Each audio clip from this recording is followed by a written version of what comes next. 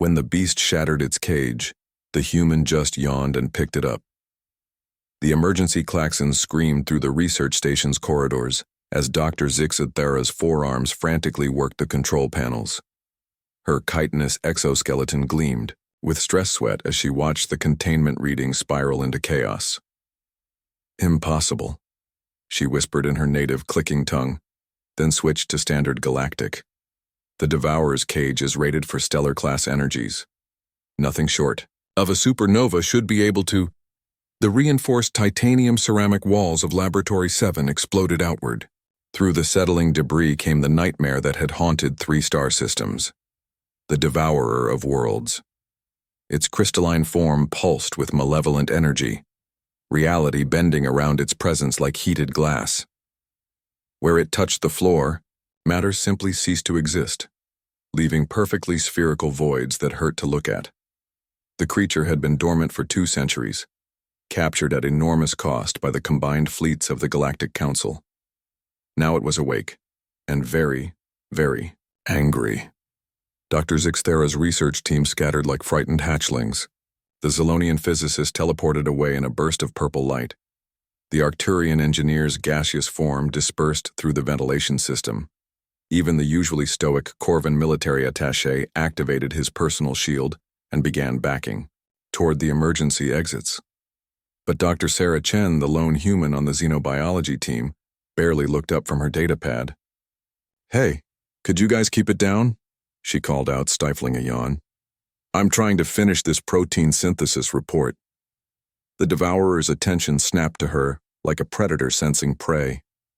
Its form shifted, becoming more angular, more aggressive. Waves of psychic terror rolled off it, the kind that had driven entire species to madness before their planets were consumed.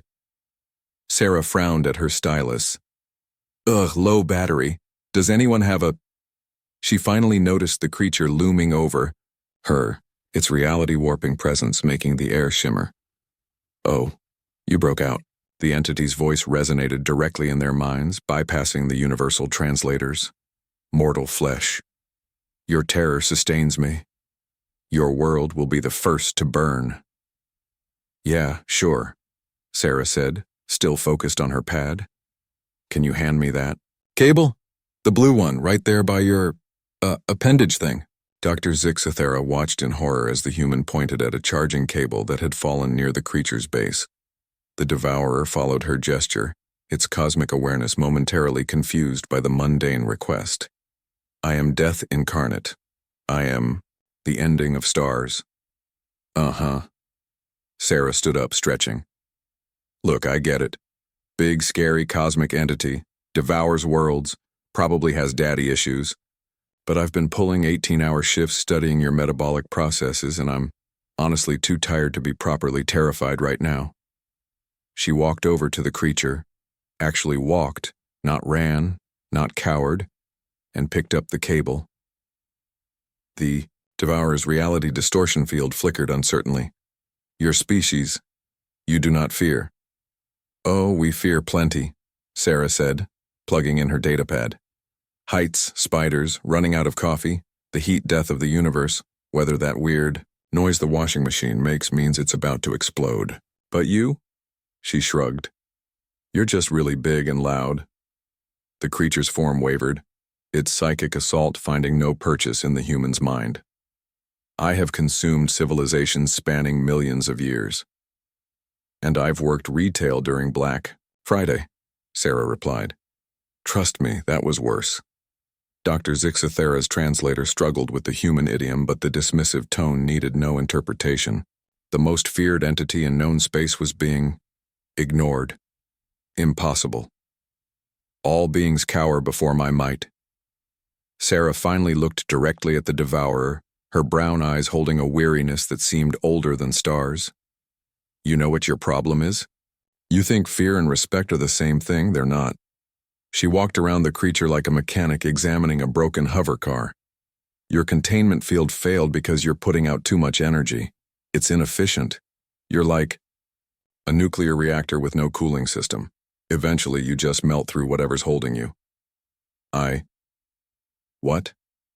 "Elementary thermodynamics," Sarah continued, making notes on her pad. You want to actually be scary instead of just throwing a cosmic tantrum? Learn some restraint. Quality over quantity. The Devourer's form began to solidify, becoming less abstract, more confused. You speak to me as if I were a mere creature. Aren't you? Sarah pulled out a folding chair. Somehow she'd been carrying a folding chair, and sat down facing the entity. I mean, yeah, you're probably older than our solar system and can unmake matter with a thought, but you still have needs, right? You consume things. You seek out energy sources. You respond to stimuli. She ticked off points on her fingers.